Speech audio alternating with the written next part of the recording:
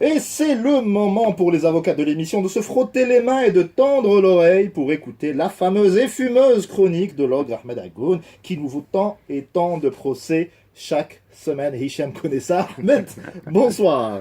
Bonsoir les amis, merci. Nous sommes le 22 octobre, date qui a vu la naissance de l'interprète le plus pourri qu'ait connu l'histoire de la guitare chantée et paradoxalement du plus brillant parolier de la chanson française, dont le répertoire est cher à mon ami Reda et dont je ne ferai pas l'éloge des goûts musicaux. Il s'agit bien évidemment de Georges Brassens. Ok, j'allais dire une horreur, donc tu as bien fait de donner la réponse. Mais c'est mon chanteur favori. C'est aussi la date du premier saut en parachute, mais ça on en a rien à foutre car notre vie en Algérie nous procure autant d'adrénaline. Tout à fait. L'Algérie, le seul pays du monde où les gens sont brillants, mais ils n'aiment pas le montrer, ils le prétendent. Je m'explique, on a tous joué au foot dans notre quartier, on n'est pas pro, mais sahel.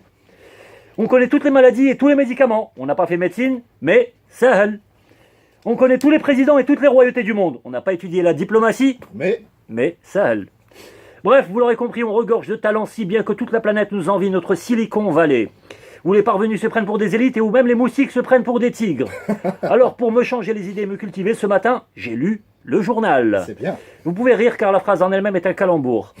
Et à l'approche des prochaines élections, j'ai appris que la numéro 1 du Parti des Travailleurs était en colère. L'imad, hein? Et vous savez ce qui arrive lorsqu'on énerve Madame Hanoun?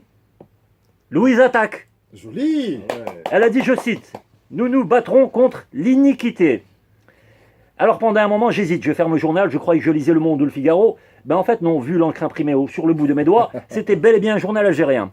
Alors sans vouloir blesser l'amour-propre de cette gente dame, je tenais juste à l'informer que l'emploi de vocables datant d'un autre siècle et s'adressant à un auditoire où il faut additionner le QI de 50 personnes pour obtenir un total de 120, moi compris, ne peut être entendu.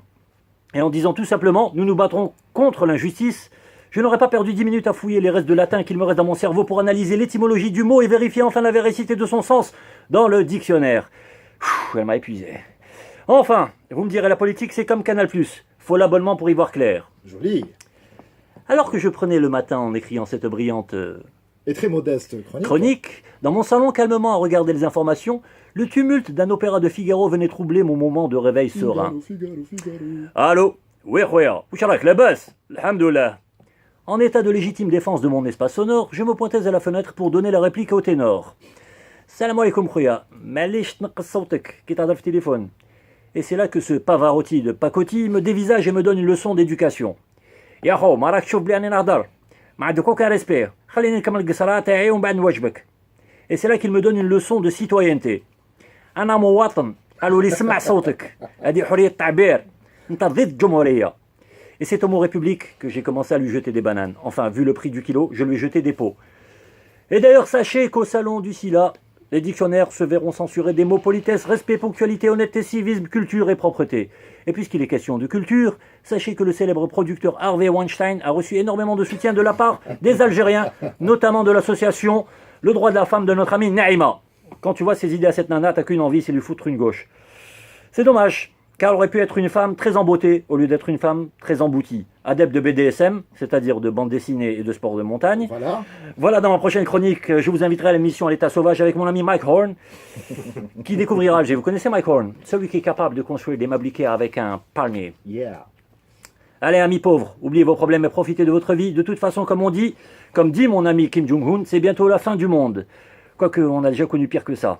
Pas le choc pétrolier. Non, pas le séisme de l'Asnam. Non, pas la décennie noire. Rappelez-vous, dans les années 70, la sortie du premier album de Mazouni. Aïe, aïe, aïe. Bravo Ahmed Agoun. On revient après ceci.